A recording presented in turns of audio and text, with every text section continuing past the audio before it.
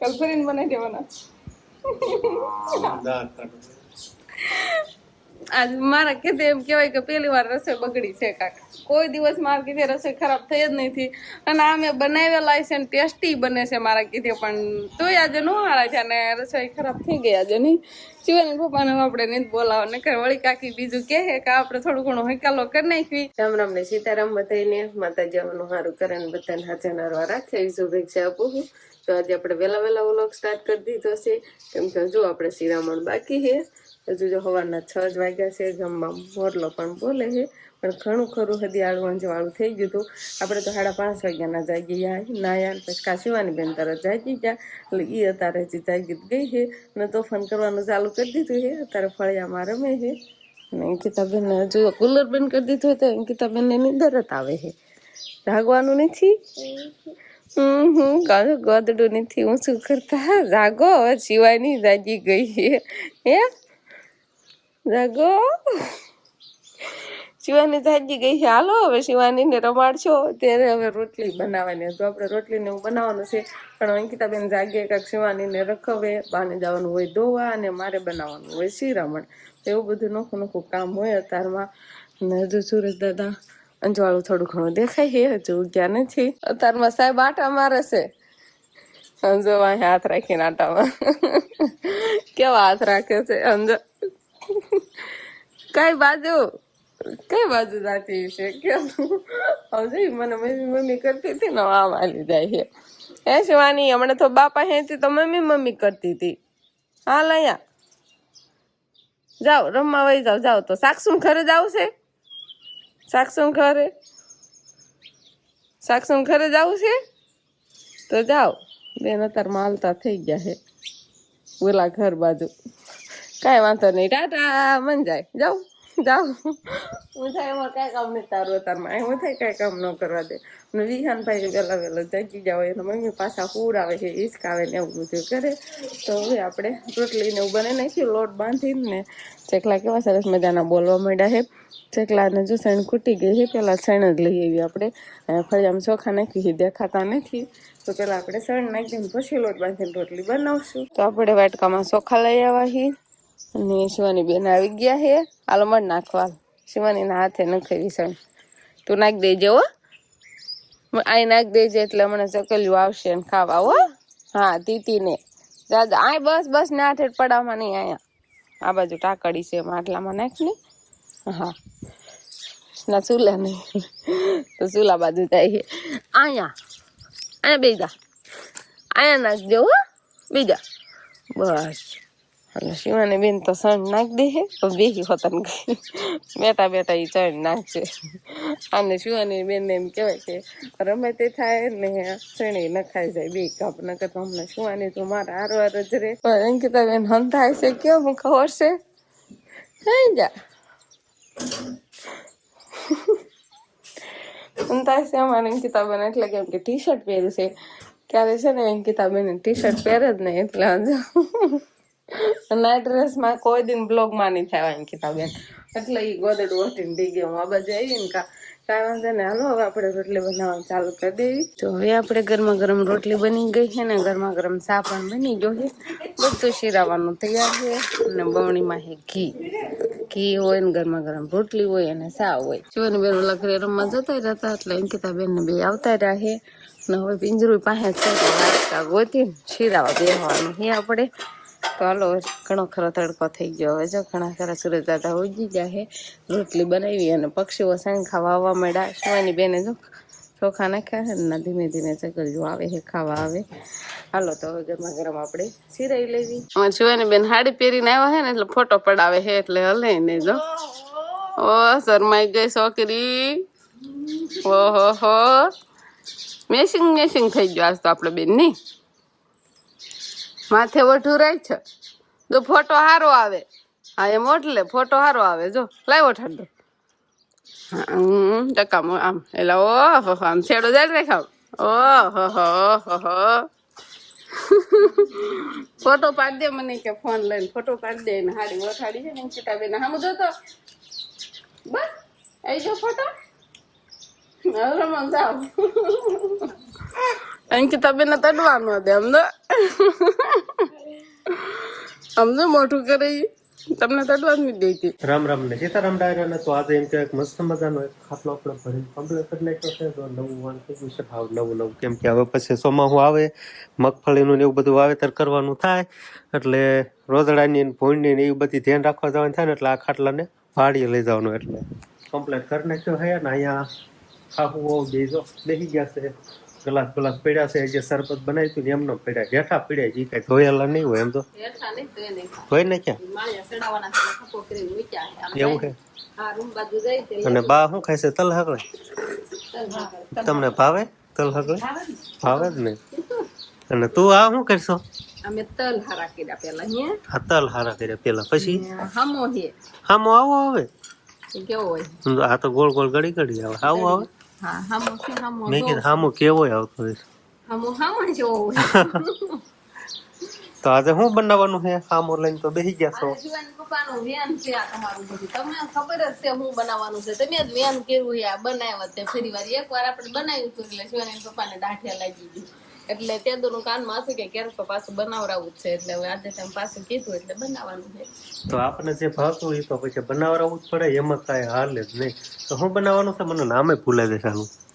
ફરાળી વડા. હા જો હવે મગજમાં વાર તહેવાર રહ્યા હોય ને તોય ખવાય એ વસ્તુ બાને જો આજે મગજમાં રહી ગયું. કા જો બા ને કેટલું યાદ છે કે બહાર રહ્યા હોય ને ત્યારે ખાવાનું હોય પણ શું એને પપ્પા કાંઈ વાર નથી રહ્યા પણ તો એને આજે ખાવા.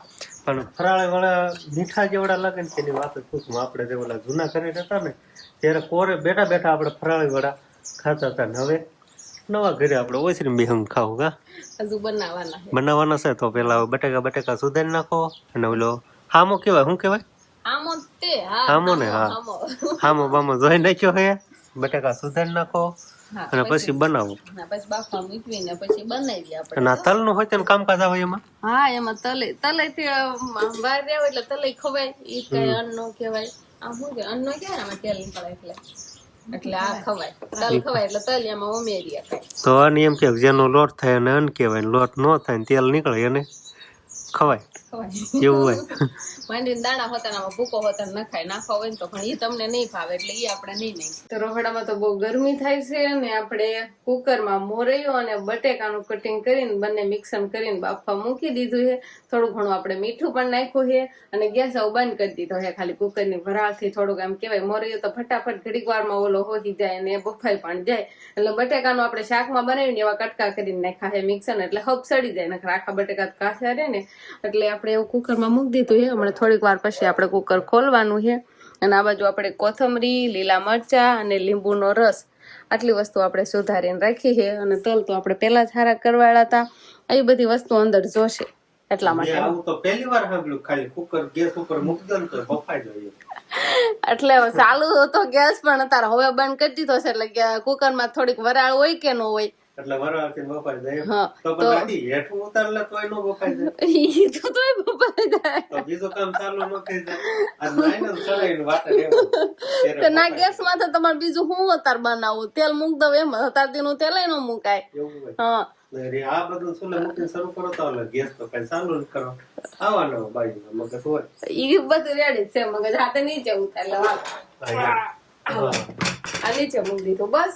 હવે છે ને આપણે વરાળ થોડીક ઓલી થઈ જાય ને પછી હું ખોલું. કદાચ બટેકા કાસા નો રે તો સારું છે. મારા ભાગ પ્રમાણે બધું મિક્સ અને સરસ મજાનું ચડી જાય ને તો સારું. કેમ બહુ દોડા દોડ કરે? તો મોઢ દહીં કેટલું સોટ્યું છે. દહીં ખાતું નથી ખાલી. કાંઈ નથી ખાતું. સમજો આયા વેર નાખ્યું ને આયા વેર નાખ્યું. આમ નાખી દીધી બધું રમણ ફમણ કરી નાખે. હા પોચરી થોડા ધોય એકા સામ રાખે ને એકા એમ જ હાલવાનું હોય. તો આપણે રીંગણીનો રોપ લાયા હતા એ હવે મસ્ત મજાનો સોટી ગયો છે. પણ પવન આવશે ને તો થળિયા થોડીક જગ્યા થઈ જાય. સમજો દેવું નથી લાગતું તને? હે આમ રોપ હલ્લી હલ્લી પડખે જગ્યા થઈ જાય. આમાં પાણી પાઈ જવું પડે એવું નથી લાગતું? પાણી પાવું પડે એવું લાગે છે. હા આજ તો હવે નો લાઈટ વહી ગઈ હોય એટલે હવે પાણી નહોતી તો કાલ હે ને આમાં આવવા દેવું અને છોડવાનું ફરતા ફરતા આમ ઈ મારી દીધો. આમ હલ્લી હલ્લી થાળીની બાજુમાં જગ્યા થઈ ગઈ છે. ઉપડી જાય એવું લાગે તમને? તો બળી ન જાય? ગુવાર ની જેમ. હા ગુવાર કેમ બળી ગયો છે? ગુવાર ની શું ખબર? કુવાને ઉપાડ લેવાય છે એની પપ્પા આને શું કરવો હવે આવો થઈ ગયો નવો તો વખત આદો થાય હારો કે કુતરા એટલી ભરી તો બિયારણમાં થઈ જાય બાને પૂછીને ઉપાડજો બે થોડો એવું બાંધ દેખાડવાની ને બાકી જાય વળશે હું કાંઈ ભલાઈ ગયો પણ બિયારણ થઈ જાય ને એનું હવે તો સિંગુ થાવ પાકી ગઈ છે આમાં આમાં કેટલી છે વખત આમાં તો આ બી રહ્યા ને હવે પછી વાવે એવો થઈ જાય ફૂકાઈ જાય ને તો મિત્રો હવે એમ કહેવાય કે ઘણી વાર લાગી ગઈ ઘડીક સિટીમાં અમે ત્યાં સિટી થાકી લેતી ને તો સિટી બોલાય ફાયર કરી એમાં એવું થયું કુકરની પેલી રીંગ આવે ને ના થોડુંક લીકેજ હતું એટલે એની ફરતે પેલા દોરો વીટ્યો ને પછી સીટી કરીને કા પાણી થોડુંક વધી ગયું ને હવે તો ઘઉંનો લોટ નાખી થોડુંક માપે મેળા કર્યું છે ને હવે તેલ નાખવાનું કામકાજ હાલે હવે આ ફરાળમાં નો હાલે હવે ફરાળમાં નો હાલે બીજો ફરાળી લોટ હાલે ગમે પણ અત્યારે શેનો લોટ નાખો તે ઘઉંનો લોટ ઉમેરી દીધો એવું કર્યું હા સાસુ વહુને તો એવું કામકાજ હાલે હે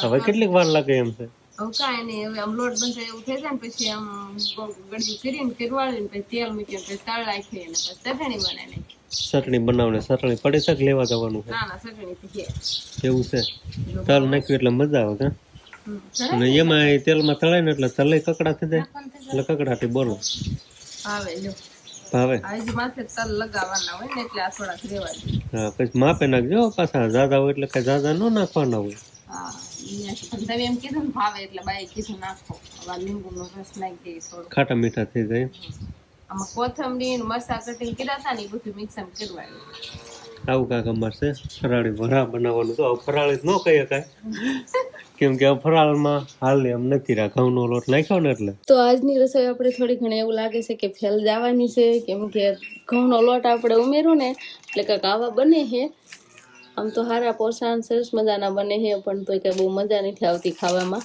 એટલે આપણે બનાવવાનું બંધ રાખ્યું છે આટલા બનાવી નાખ્યા છે શિવાની પપ્પાને ખાવા હશે શિવાની પપ્પાનું તો મૂડ ઓફ થઈ ગયું છે ઓન હતું અત્યાર સુધી પણ હવે ઓફ થઈ ગયું છે કેમ કે રસોઈ કાંઈ આજની સારી બની નહીં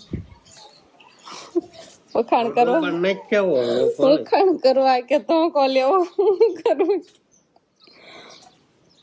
ઘઉં વડા બનાવે ઘઉં વડા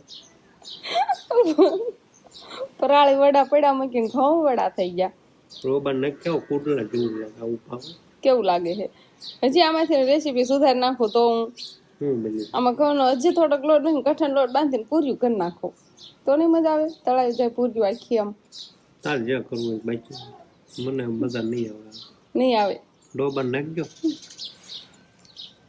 એવું ખરો માં આવે તે ખાતા હું કામ જાવ છો મારું લો મૂક દીધું દેખાવ તો સારો નથી આવતો ભજીયા ટાઈપ નો ફરાળી વડા બનાવવામાં હું કાલ નો વાટે સૌ ઢોકળા બનાવીએ ને તેર નું કે કાલ ફલાણી વડા બનાવીશું ફલાણી નહીં ને ઘઉં વડા ઘઉં વડા ખાઈ જવાય કઈ નહીં પહેલી વાર આવું છું વાટે જ્યાં હોય રસોઈ મારા કીધે સારું જ બને પણ મને આજ છે ને કુકર માં સીટી નથી વાગી ને એટલે બધું પાણી નાખ્યું કે વધારે તો પાણી વધી સીટી નું બાનું દેમાં હવે સીટી નું બાનું દેવા તો પેલા નથી વાગી ખબર છે ને ઘઉં નો લોટ નખાય બીજો લઈ આવીને નખાય તો બીજો મીગી જતા ક્યાં તમને લેવા કાઢવા એમ કરી નીકળાય ઘઉં ના પાડી હોય હજી તે મને પૂછ્યું તું ના પાડી હોય ત્યાં હવે બધું ફેલ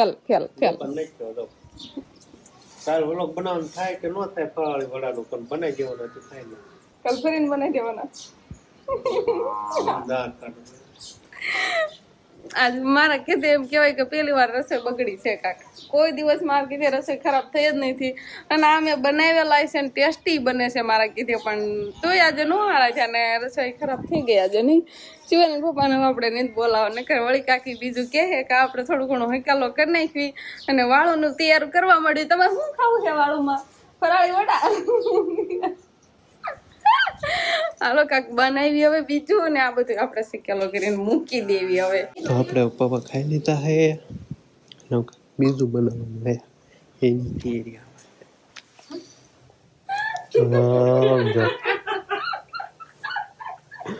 ફરાળી વડામાંથી રોટલા તળવાનું આવે આમ તો દાંત કાઢી દો આ બાજુ તમારે આજ બ્લોગ બનાવવાનો તો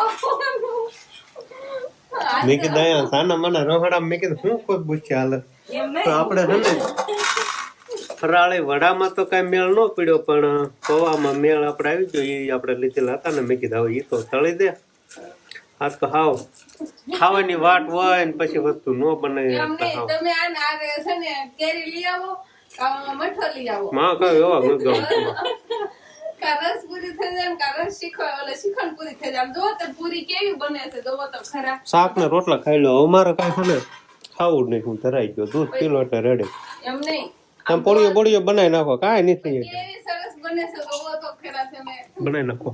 તો સરસ મજાની પૂરીઓ આપણે બની ગઈ છે. મકાઈના પૌવા ને હંધે વાળ કરવા બેસી ગયા છે. તમારે વડા લાવો.